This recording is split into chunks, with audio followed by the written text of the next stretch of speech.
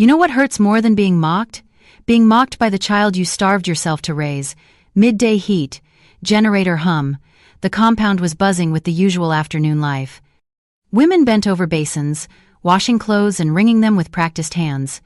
Men sat on plastic chairs under the mango tree, newspapers spread wide, arguing about politics they had no power to change.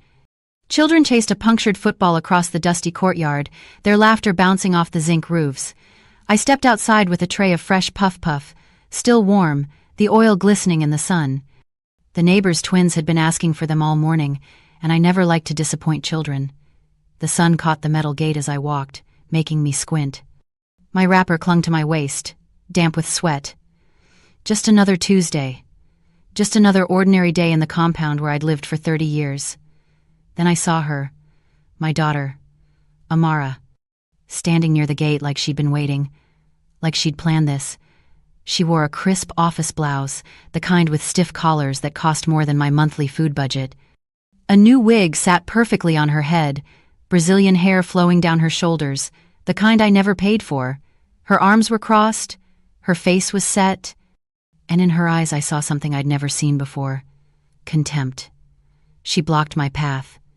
I stopped, confused, the tray heavy in my hands. Then she opened her mouth.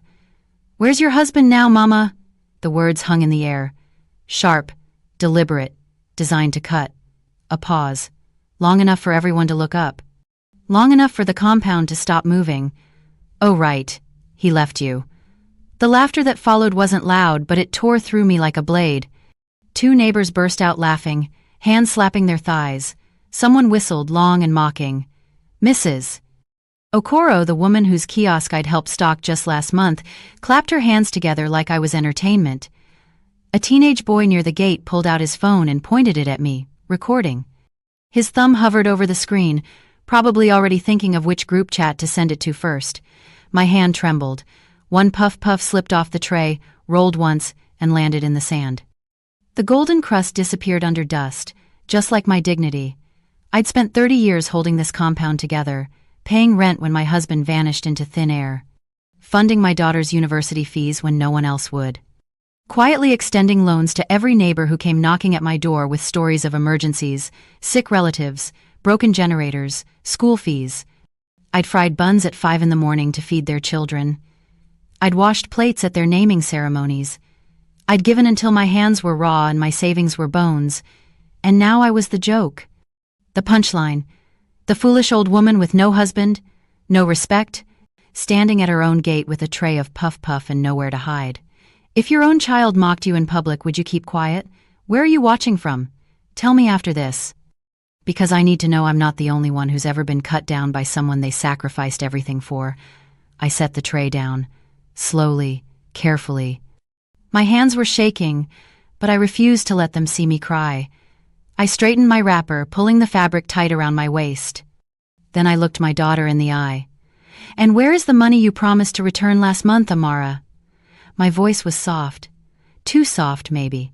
But it carried. The laughter stopped. Just like that. Chairs stopped scraping. The football stopped bouncing. Even the generator seemed to hum quieter. Mrs. Okoro's smile froze on her face. The teenage boy lowered his phone, eyes wide. Amara's mouth opened, but nothing came out. Silence spread across the compound like spilled water, soaking into every corner. But that silence didn't end the shame. It started everything that came after. Because the truth is, I'd been keeping records for years. Every naira I gave, every loan I extended, every transfer I made. Not because I'm wicked, but because when you're a woman alone, people forget your kindness the moment they no longer need it. I learned that the hard way. Let me tell you how I got here. I'm Beauty Nwosu, 62 years old, a retired caterer living in a small room in this family compound in Aba. From the outside, my life looks simple. A kerosene stove in the corner, a narrow bed with a faded bedspread, a shelf stacked with old passbooks tied together with rubber bands. But what people don't see is the invisible spine I've been for this place, for my family for 30 years. Every morning I'd wake at 5. The compound would still be dark, quiet, just the sound of crickets and distant cockcrows. I'd light my stove and start frying buns for the school children, dozens of them, golden and sweet-smelling. By 6, they'd line up at my door with 10 Naira coins, and I'd hand them breakfast before they ran off to catch the bus. That's how I survived. Small money, patient work. But the money never stayed. It flowed out like water through a cracked bucket. To Amara's hostel fees, 120,000 Naira. To her exam registration, 45,000 Naira. To my estranged husband Chaik, whenever he showed up smelling of cheap cologne and new schemes, asking for transport money. 10,000 here, 15,000 there, to Mrs. Okoro when her shop stock ran low, to the landlord's son when he needed bail, to everyone who called me Mama Beauty and expected me to mother them. Amara used to text me the same way every time. Mummy, just this once, the hostel, the new phone, the wig for the job interview, the Uber to the office, and I'd stretch. I'd bend. I'd break myself into pieces small enough for her to swallow because that's what I thought mothers did. Chaik left when Amara was 9. No fight, no warning. Just a quiet morning when I woke up and his side of the bed was cold. I waited for him to come back. Days turned into weeks, weeks turned into months. Eventually I stopped waiting. Years later, I heard he'd relocated to Onitsha with a girlfriend, living a whole new life while I scraped together rent for the daughter he abandoned. He'd show up once or twice a year, smiling, charming, asking for small something for business. And like a fool I'd give it, because I was raised to believe a woman keeps her family whole, even when the pieces no longer fit. This compound became my world. Every Sunday, I'd wake early and fry buns for the children. I'd help Mrs. Okoro restock. I'd bail out Mr. Emeka when his generator died. They called me Mama Beauty, not because I was their mother, but because I mothered everyone, fed everyone, carried everyone's burdens like they were mine to carry. I didn't complain. I brought Puff Puff to naming ceremonies. I washed plates at weddings. I asked about people's sick parents. And at the end of every month, I'd sit on my bed, pull out my passbooks and add up the numbers. Some nights, I told myself this is what family is. Messy, ungrateful, but still yours. Other nights, I gripped those passbooks so tight the pages bent, and I'd whisper to the empty room, "When will it be enough?" But I knew the answer. It wasn't love keeping me trapped. It was guilt, the kind that seeps into your bones when you're told over and over that a good woman suffers quietly, that a good mother never says no. That respect is something you earn by breaking yourself into pieces. That afternoon, after the laughter died and the silence swallowed the compound, I went back inside. My hands were still shaking. I sat on the edge of my bed, staring at the tray of Puff Puff I'd left on the table, ruined, wasted. Then I heard them, voices outside my window, low, sneaking. Her daughter Dawn wise up. That old woman too dey control people. Mrs. Okoro's voice. She no even get husband. Why she dey form importance? Another neighbor. A man I'd lent money to 3 times. I stayed silent, but something shifted inside me. My eyes hardened, my jaw tightened. I stood up, walked to my shelf, and pulled out my thrift passbook. The one I kept wrapped in plastic, safe from dust and prying eyes. I opened it slowly, flipping through the pages. Then I whispered, "Something is wrong. Amara's insult today. Someone put that in her mouth, and I was going to find out who." Before I tell you what I discovered inside that book, ask yourself this. How much disrespect should a mother endure before she stops keeping quiet? How much mockery should she swallow before she stands up and demands the respect she's owed? Because what I found in those pages changed everything. A full month passed, 30 days, and in that time I didn't give a single Naira to anyone. No more loans, no more neighbor bailouts, no more transfers to Amara or Chaik. When Mrs. Okoro knocked on my door asking for money to restock her kiosk, I told her I didn't have it. When Mr. Emeka's generator broke down again, I pretended I wasn't home. When Amara sent her usual text, "Mummy, just this once," I left it on read. People noticed. Of course they noticed. In a compound like ours, even your breathing patterns become public discussion. The whispers started soft, then grew louder. I'd hear them outside my window, voices drifting through the gaps in my door. "Mama Beauty done change oh. She dey form rich woman now? After we laugh at her that day, she carry her money come out. She wouldn't die with am? Let them talk. I had work to do. One evening, after the compound had gone quiet and the generator had been switched off for the night, I spread everything out on my floor. Passbooks, bank receipts, transfer alerts, text messages, WhatsApp screenshots, every single record I'd kept over the years, rubber-banded and hidden in an old biscuit tin under my bed. I sat cross-legged on the floor with a small kerosene lamp beside me, casting shadows on the walls. My reading glasses balanced on my nose, a notebook open in front of me, and I began to add. Hostel fees, 120,000 naira. Exam registration, 45,000. Transport for Chike, 10,000. 15,000. 20,000. Mrs. Okoro's shop restocking, 30,000. Twice, 3 times. The landlord's son's bail, 50,000. Medical bills for the neighbor's mother, 25,000. School fees for the twins next door, 80,000. On and on, page after page, year after year. When I finally reached the total, I had to check it twice, then a third time. 6.8 million naira. I stared at the number, my hand trembling as I held the pen. 6.8 million naira had passed through my hands in 10 years. Money I'd fried buns to earn. Money I'd catered weddings to scrape together. Money I'd saved from my thrift group, one painful contribution at a time.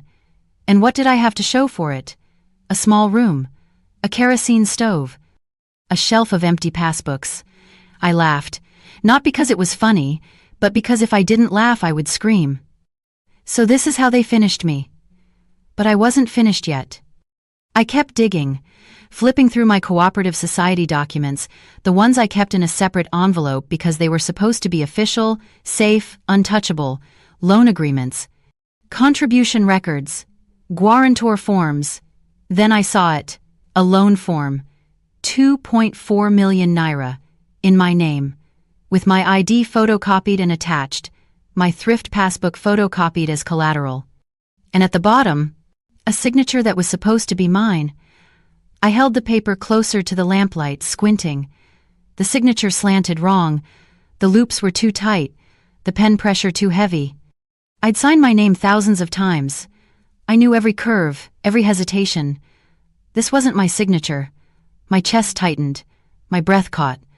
I whispered the words out loud, as if saying them would make them less real. I never signed this, but someone had. Someone had forged my name, used my documents, and taken out a loan of 2.4 million naira without my knowledge. My eyes dropped to the guarantor line. Okoro Nenena, Mrs. Okoro. The woman who laughed loudest when my daughter humiliated me. The woman whose kiosk I'd helped stock. The woman I'd called my friend. I sat back, the paper still in my hand, my mind spinning. If she was the guarantor, she knew about this loan. She signed for it. She approved it. Which meant she knew exactly who took the money. The next morning I wrapped my head tie tight, slipped the forged loan form into my bag, and walked to the microfinance bank in town. The sun was already hot, and the streets smelled of frying akara and diesel exhaust. My wrapper stuck to my legs as I walked, but I didn't care. I had questions, and I needed answers. The bank was small, just 3 tellers behind cracked glass windows, and a manager's office in the back. I waited in line, my heart pounding, rehearsing what I would say. When it was my turn, I slid the loan form across the counter. I need to see the disbursement records for this loan. The teller, a young woman with tired eyes and a name tag that read Blessing, glanced at the form, then at me. Madam, you are the borrower? That's what the paper says, but I didn't sign it. Her eyes sharpened. She picked up the form, studied it closer, then excused herself and disappeared into the back office. Minutes passed. Long, suffocating minutes. Finally, she returned with a printout and slid it across the counter. Here, madam. The receiving account details. I looked down. Account name, Nwosu Cheek, my estranged husband. The air left my lungs. My fingers gripped the edge of the counter to keep myself steady. The teller leaned closer, her voice dropping to a whisper. Madam, do you trust these people? This loan was processed too quickly. The approval came in less than 2 days. That's not normal. I didn't answer. I couldn't. I just folded the printout, tucked it into my bag next to the forged loan form, and walked out of that bank with my legs shaking and my mind on fire. Chaik, the man who abandoned me. The man who showed up once a year asking for transport money. The man who poisoned my daughter against me. He had stolen from me. Not just money, my name, my reputation, my dignity, and Mrs. Okoro had helped him do it. When I got home, I locked my door, sat on my bed, and pulled out my phone. I scrolled through my WhatsApp saved messages, the ones I'd archived months ago but never deleted. I'm not someone who deletes things. Call it paranoia, call it wisdom. Either way, I had receipts. I found the folder labeled Okoro, opened it, and pressed play on the first voice note. Mrs. Okoro's voice filled the room, loud and unbothered. Make the woman carry it, Jor. Old people no dey remember anything. By the time she find out, the money done enter hand already. My hands clenched into fists. The next voice note. Chaik's voice. She go pay. She no get choice. That woman too fear scandal. She go beg me quietly and settle am. I gripped my chest, trying to breathe, trying not to let the rage consume me. They had planned this. Together.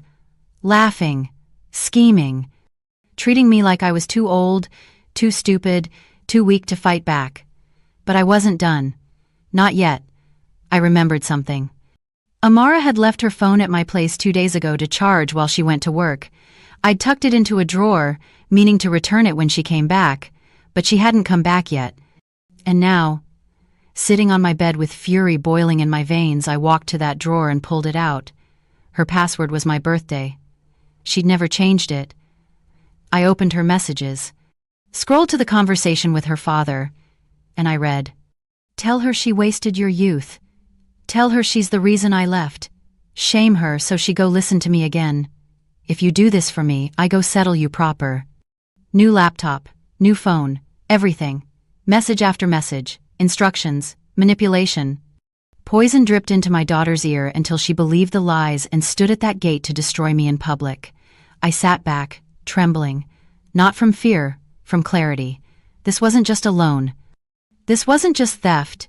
This was a conspiracy. A plan to break me, humiliate me, and steal from me while making sure I had no one left to turn to. But they forgot one thing. I keep records. That night, I went to a printing shop 3 streets away. I printed the loan form. I printed the bank disbursement statement.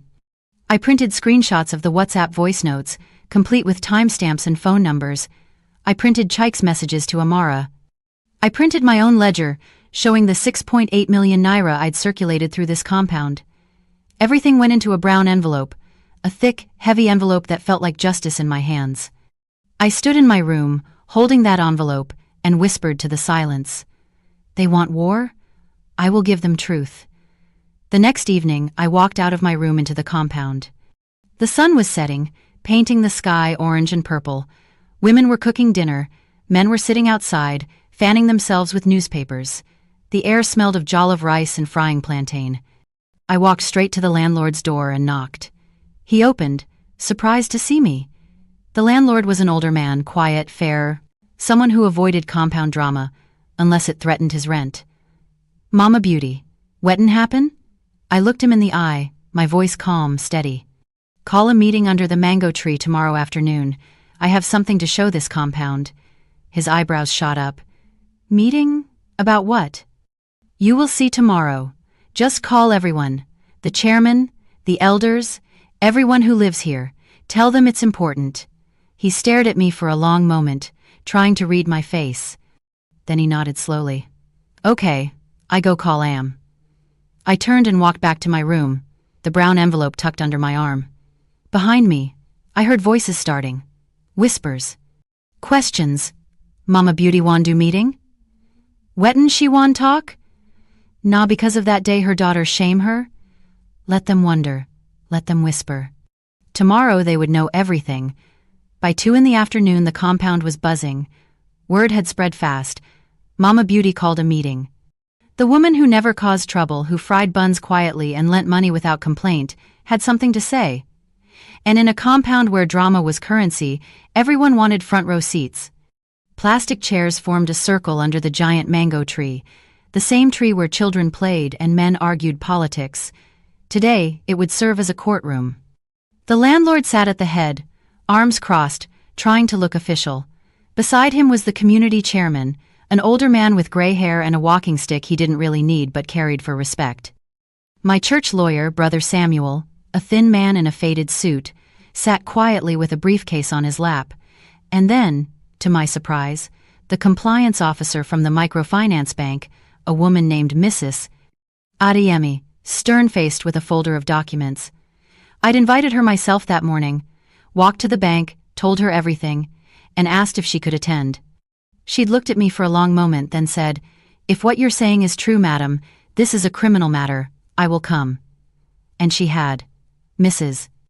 Okoro sat on the far side of the circle, arms folded, face set in a mask of fake innocence. Chike stood near the back, leaning against the compound wall, trying to look unbothered, but I could see the tension in his jaw. Amara sat close to the front, her new wig gone, her face scrubbed clean, looking younger and more uncertain than I'd seen her in years. Neighbors filled the remaining chairs. Those who couldn't find seats stood in clusters, whispering, pointing, phones already out and recording. Teenagers perched on the compound wall, legs dangling, eyes wide.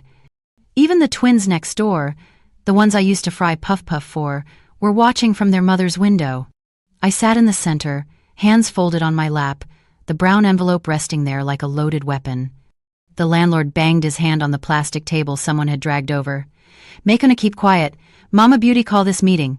Make we hear Wet and Shiwan talk." The buzzing died down. Eyes turned to me, waiting. I stood slowly. My knees protested, but I forced them straight. I looked around the circle, meeting every pair of eyes. Mrs. Okoro, Chike, Amara, the neighbors who'd laughed, the ones who'd whispered, the ones who'd taken my money and forgotten my name. When I spoke, my voice was calm, steady. The voice of a woman who'd spent 30 years swallowing insults and had finally decided to spit them back out. For 30 years I fed this compound. I paid school fees, I paid rent. I bailed people out of trouble. I fried buns at 5 in the morning so your children could eat before school. I lent money when you had emergencies. I washed plates at your naming ceremonies. I asked about your sick relatives. I carried everyone's burdens like they were mine. I paused, let the words settle. But look at how you repaid me. Gasps rippled through the crowd. Some people shifted in their seats. Mrs. Okoro's face remained stone. I opened the brown envelope. Slowly, deliberately. Pulled out the first document. This is a loan form. 2.4 million naira. In my name. I held it up so everyone could see. Phones zoomed in. People leaned forward. But I never signed it. This signature is forged. Murmurs spread. The community chairman leaned forward, squinting. How you know say na forge? I walked closer, handed him the paper. Look at the signature. Compare it to my ID here. The slant is wrong, the loops are different. I've signed my name for 62 years. I know what it looks like. He studied it, then passed it to the landlord. The landlord's face darkened. I pulled out the second document. This is the bank disbursement statement. It shows where the 2.4 million naira went. I held it high. Let the compound see it. The receiving account belongs to Nwosu Chike. Every head turned to Chike. He pushed off the wall, face twisting. That's a lie! I didn't flinch. Is your name not Nwosu Chike? Is this not your account number? The bank officer stood. Her voice was sharp, professional, final. I can confirm that the account number on this statement belongs to Mr. Nwosu Chike. The loan was disbursed to his account 2 days after approval. Chike's mouth opened, closed, no words came out, I wasn't finished. And this, I pulled out the third document, shows the guarantor for the loan. I read it aloud, my voice cutting through the stunned silence. Okoro Nena. Every eye swung to Mrs. Okoro. Her face paled. She stood, voice shrill, defensive. I no do anything. Na chick tell me, say you approve am. Say you dey shame to come collect am yourself. Lies, desperate, flailing lies. I reached into the envelope one more time, pulled out my phone, opened WhatsApp, pressed play. Mrs. Okoro's voice filled the compound, loud and damning. "Make the woman carry it, Jor. Old people no they remember anything. By the time she find out, the money done enter hand already." Her face crumpled. The compound exploded. "Ah! She plan am. Wicked woman!" I pressed play on the next voice note, Chike's voice arrogant and sure. "She go pay. She no get choice. That woman too, fear scandal. She go beg me quietly and settle am." Silence. The kind of silence that presses down on your chest and makes breathing difficult. Chike lunged forward, face red, veins bulging. "Lies. All lies. She day edit recording. You people no see? She wouldn't destroy me." Brother Samuel, my church lawyer, stood calmly. He walked to where I stood, took my phone and pressed play again. Chike's own voice damned him. Again and again. The community chairman banged his walking stick on the ground, the sound sharp as a gunshot. "Enough," he stood, his voice heavy with authority. "I don't hear everything." Bank officer Don confirms say the loan na forgery. Voice note Don show say you people plan am together. This matter clear pass water. He pointed his stick at Chike. "You get 14 days to return that 2.4 million naira. Every kobo. If you no return am, we go carry this matter go court. And court go seize everything you get. Your motorcycle. Your shop for Onicha. Everything." He turned to Mrs. Okoro. "And you. The market union go review your kiosk license. If them find say you day involved in criminal matter, them go revoke am." Mrs. Okoro's legs gave out. She sank into her chair, hands covering her face. Phones were recording everything. Teenagers typed frantically. Women whispered behind their hands. Men shook their heads in disgust. The bank officer stood again. "On behalf of the microfinance bank, I want to state for the record that Madam Beauty Nwosu is not liable for this loan. This is a clear case of identity theft and forgery. We will be initiating a fraud investigation against Mr. Nosu Chike and Mrs. Okoro Nena. Madam Beauty's credit record will be cleared." I closed my eyes. For the first time in years, my hands stopped trembling. It was over. Within the hour, a bailiff arrived. Someone must have called him. Maybe Brother Samuel. He pinned a notice to Chike's shiny motorcycle parked near the gate. Red ink. Official stamp. Asset under legal hold pending debt recovery. Chike stood frozen, watching his pride being marked for seizure. The market union secretary, who lived 2 compounds away, came personally to inform Mrs. Okoro that her kiosk license was under review pending investigation. Neighbors who used to greet her warmly now looked away when she passed. And through it all, Amara sat in her chair, silent, face drained of color. When the crowd began to disperse, when the landlord declared the meeting over, when people started drifting back to their rooms still buzzing with shock, Amara stood. She walked toward me, slowly. Her hands shook. Tears streamed down her face, ruining what was left of her makeup. "Mummy," her voice cracked. "I'm sorry." I looked at her. This girl I'd raised. This woman I'd fried buns for at dawn. This daughter who'd mocked me at the gate because her father whispered poison into her ears. I didn't know Daddy used me. I was stupid. I was proud. I thought I was protecting myself from ending up like you. But I was blind. I let his words make me cruel. She dropped to her knees. "Mummy, please." "I'm so sorry." I didn't speak, not yet, because apologies are easy, change is hard. The compound fell quiet as the sun set. I sat outside my door watching the evening unfold. Kerosene lamps flickered on in rooms. The smell of fried yam drifted from someone's stove. Children chased each other, their laughter distant and careless. Amara sat on the low stool across from me, head bowed, waiting. I poured 2 cups of tea, plain, no sugar, no milk. I handed her one. She took it with both hands like a child receiving correction. "I raised you to be kind, Amara, not blind." She nodded, eyes red. "I will help you stand. But I will never again carry disrespect." I pulled out a notebook, opened it to a clean page, wrote down conditions, slowly, clearly. "You will go for counseling at the church clinic. Every week."